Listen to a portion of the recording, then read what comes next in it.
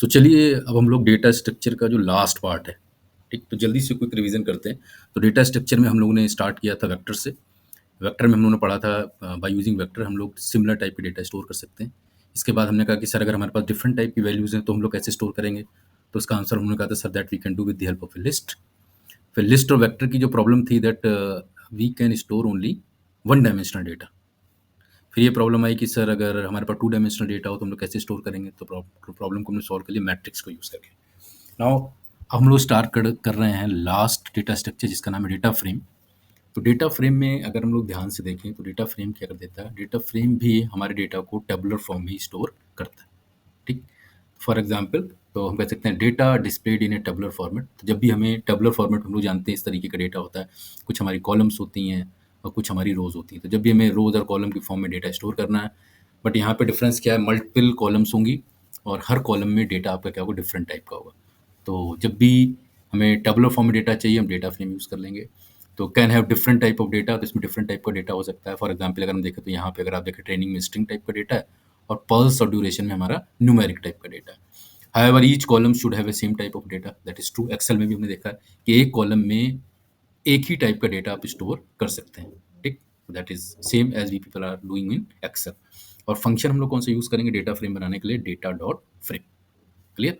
So let's see example how to create data frame. Function हमने क्या कर दिया? Data dot frame bracket start किया। सबसे पहले आप कॉलम का नाम दे देंगे। कॉलम का नेम हमारा क्या है? ट्रेनिंग है, ठीक? और ये 3 इसके डेटा है।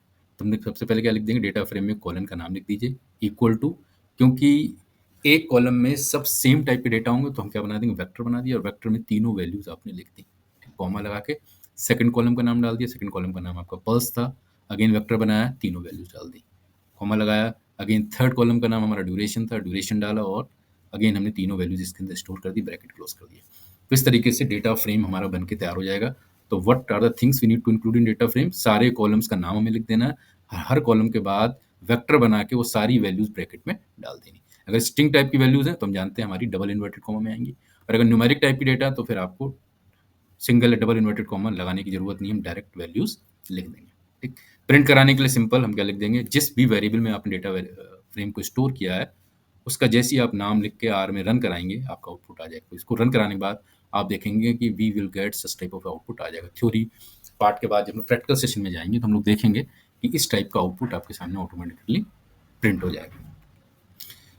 सेकंड है समराइज द डेटा, ठीक? तो कई बार हमारे पास जब डिफरेंट टाइप के कॉलम से डिफरेंट टाइप का डेटा तो हम डिस्क्रिप्टिव स्टैटिस्टिक्स चाहते हैं। हम चाहते हैं हमारे डेटा का डिस्क्रिप्शन आ जाए कि मिनिमम वैल्यू क्या है, मैक्सिमम वैल्यू क्या है, फर्स्ट क्वार्टाइल क्या है, मीडियन क्या है, मीन क्या है, ठीक? तो उसके लिए हमारे पास आर में बना बनाया फंक्शन है जिसका नाम है समरी। तो समरी के अंदर आप उस डेटा फ्रेम वेरिएबल का नाम लिख दीजिए। जैसे ही रन कराएंगे आप देखेंगे कुछ इस टाइप की वैल्यूज निकल के आ जाएगी, ठीक? तो आप देखें हमारे पास दो न्यूमेरिक वैल्यूज हैं, एक पल्स और एक ड्यूरेशन। तो पल्स में अगर आप ध्यान से देखें तो मिनिमम वैल्यू उसने क्या कर दी? 100। यहाँ पे आप देखें मिनिमम वैल्यू क्या है? 100 है। Similarly first quartile, median, mean, third quartile और मैक्सिमम वैल्यू। मैक्सिमम वैल्यू अगर आप देखें ड्यूरेशन में मैक्सिमम वैल्यू 60 है, यहाँ से आप चेक कर सकते हैं मैक्सिमम वैल्यू 60 है। तो जो भी न्यूमेरिक डेटा होगा उसकी वो इस सारे चारों पांचों और हम कह सकते हैं उस डिस्क्रिप्शन ऑफ द डेटा यहाँ पे लिख देगा। जो भी आपका स्ट्रिंग टाइप का डेटा तो उसने बता दिया लेंथ 3। तो स्ट्रिंग टाइप ऑफ डेटा हम जानते हैं कि मिनिमम मैक्सिमम फर्स्ट क्वार्टाइल नहीं निकल सकता, तो उसने सिर्फ लेंथ हमें बता दी इस पर्टिकुलर डेटा में आप कितनी वैल्यूज हैं, 3 values. I hope that part is clear to everyone. तो it's always be good practice कि जब भी हम किसी डेटा की एनालिसिस करने जा रहे हैं तो प्लीज़ उसकी डिस्क्रिप्टिव एनालिटिक्स या डिस्क्रिप्टिव स्टैटिस्टिक्स जरूर करिए, and that we can do with the help of a summary, जिससे हमें अपने डेटा की अंडरस्टैंडिंग हो जाती है। नेक्स्ट हमारे पास है कि सर इसके जो एलिमेंट्स होंगे या